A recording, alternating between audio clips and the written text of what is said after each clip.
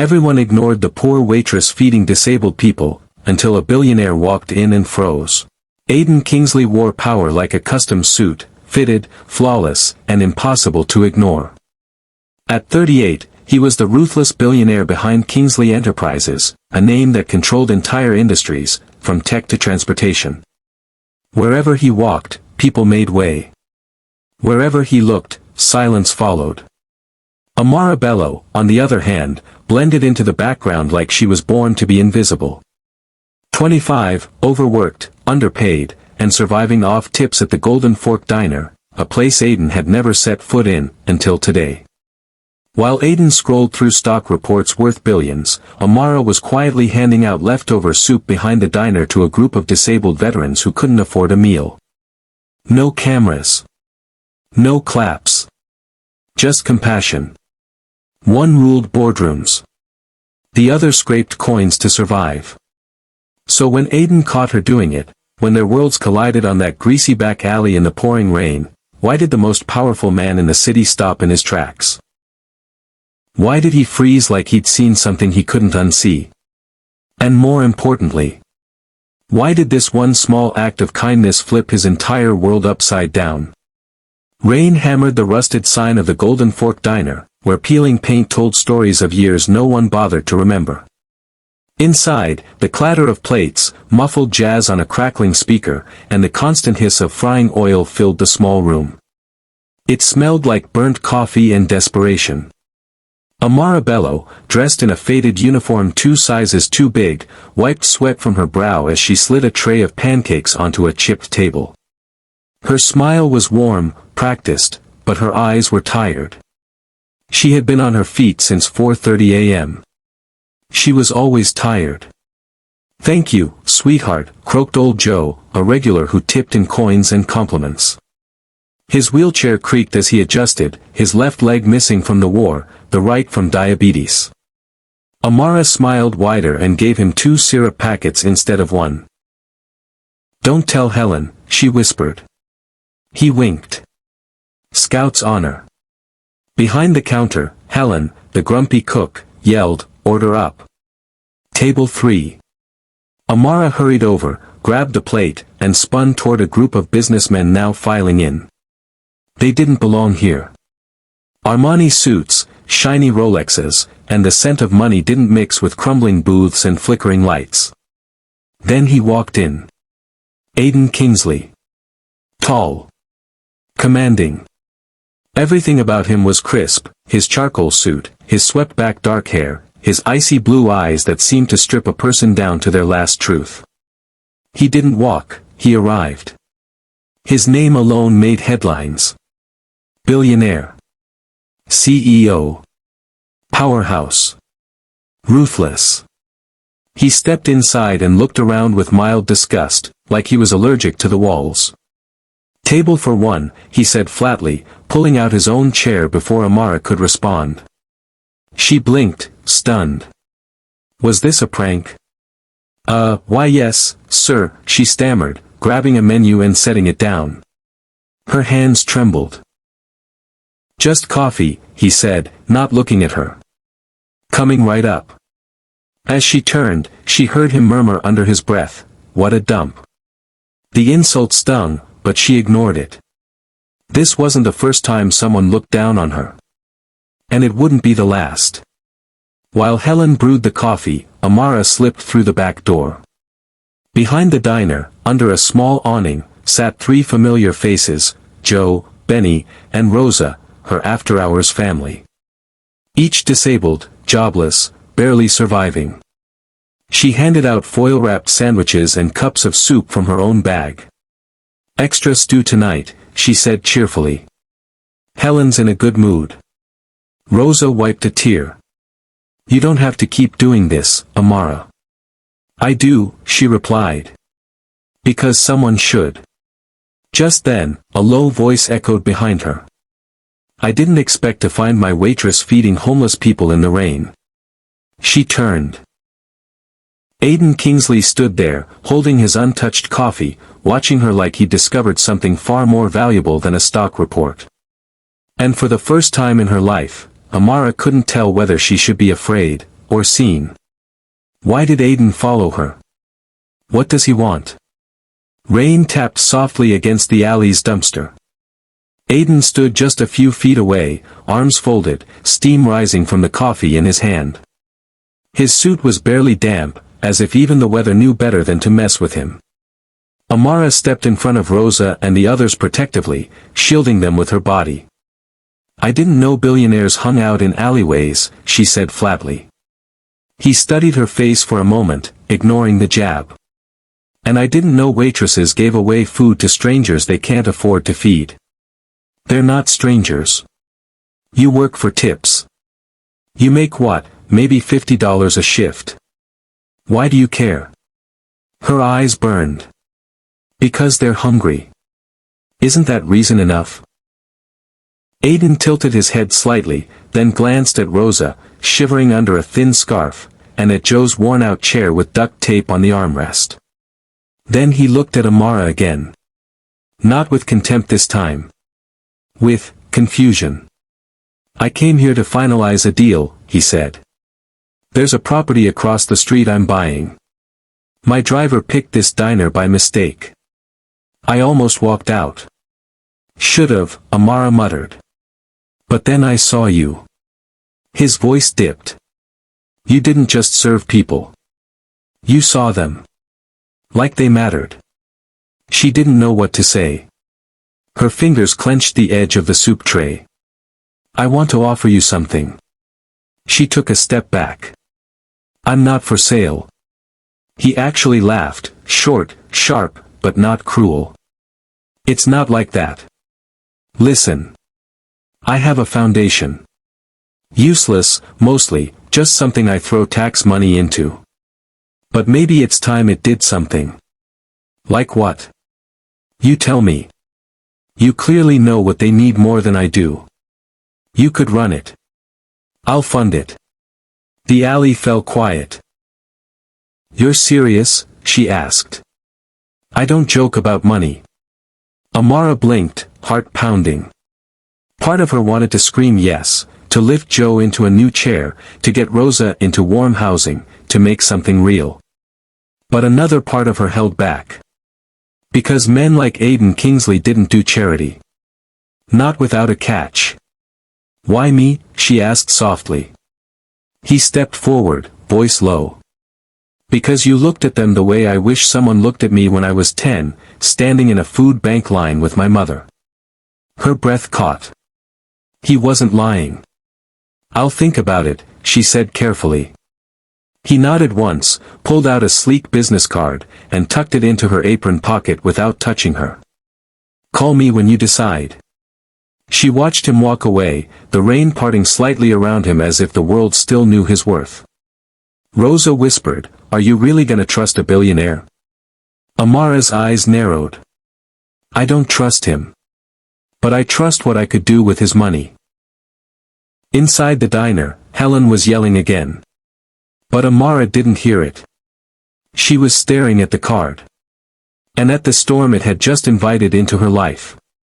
Will Amara take the deal, or expose something deeper about Aiden's past?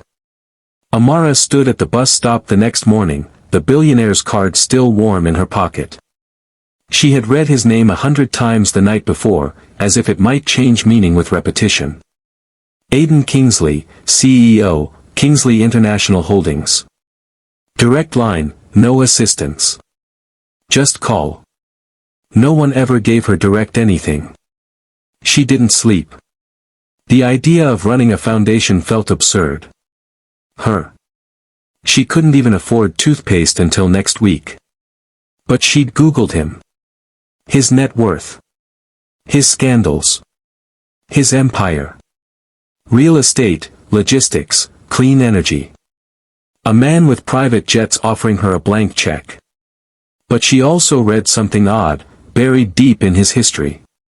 Kingsley Foundation created after death of Elena Kingsley, mother. She remembered what he'd said about food bank lines and his mother. So why did he bury her legacy in a foundation no one used?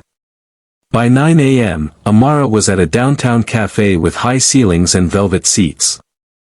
She felt ridiculous in her second-hand clothes as she walked through the front doors. But Aiden was already there, alone at a corner table, scrolling through something on a sleek tablet. He looked up the moment she entered.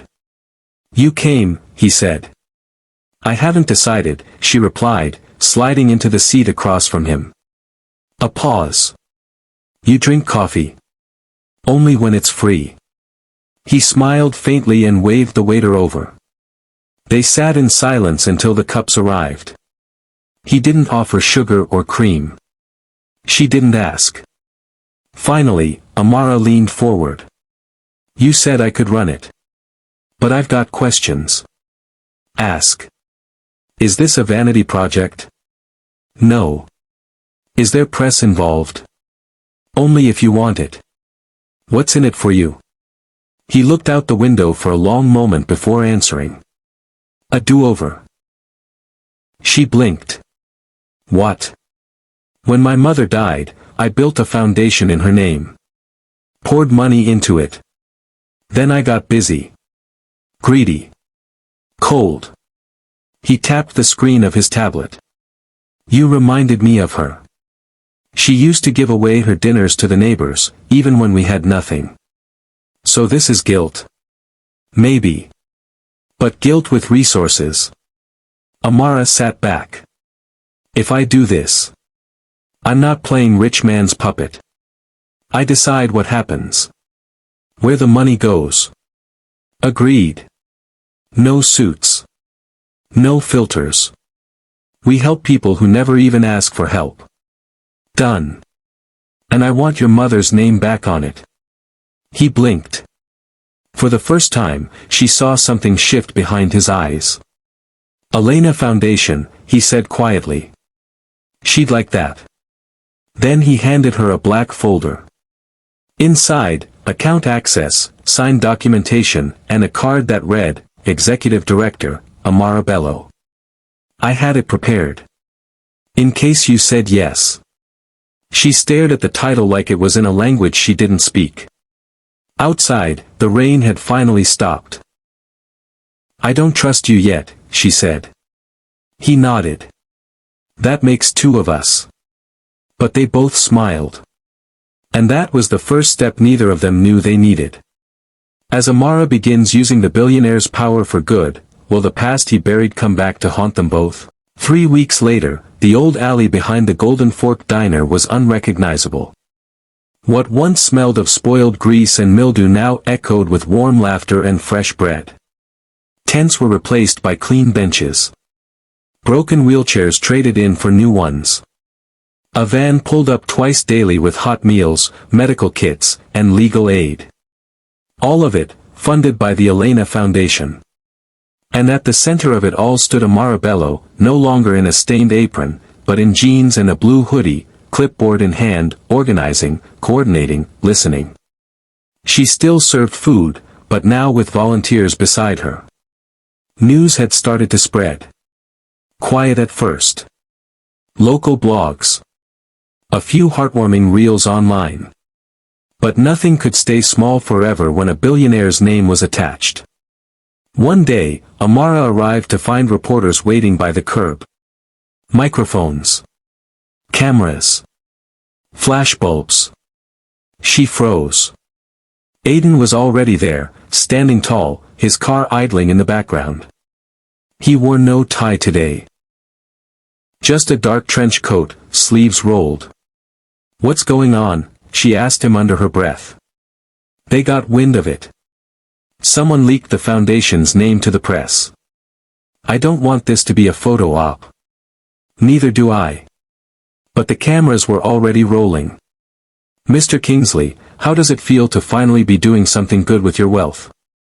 "Amara, were you hired because of your looks or because you're actually qualified? Why didn't you go through official charities?" Amara clenched her fists. The questions burned like acid.